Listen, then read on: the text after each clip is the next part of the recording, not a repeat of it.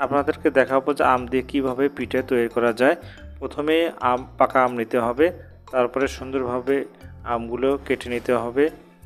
এরপর ব্লেন্ডার করে নিতে হবে।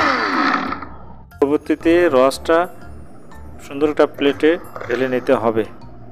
পরবর্তীতে পরিমাণ মতো চিনি দিতে হবে যেন স্বাদ ভালো হয়। তারপরে 1 কাপ চালের আটা দিয়ে আবারও ভালোভাবে মিশ্রিত করতে হবে।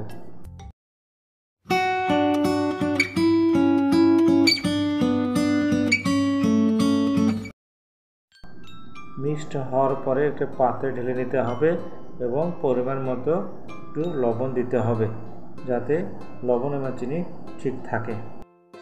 সব কিছু দেওয়ার পরে আবার সুন্দরভাবে নাড়াচাড়া করে মিক্সড করতে হবে যাতে কোনো অংশ বাকি না থাকে। শেষ সময় এসে 1 কাপ পরিমাণ ময়দা দিয়ে আবারও মিক্সড করতে হবে।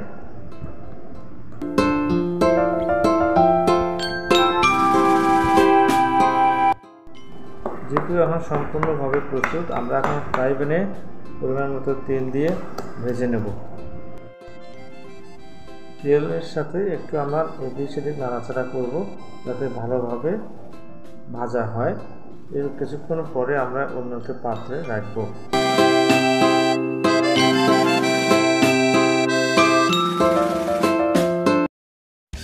পিঠাগুলো সম্পূর্ণভাবে প্রস্তুত, আমরা এখন সবাই মিলে খেতে পারি।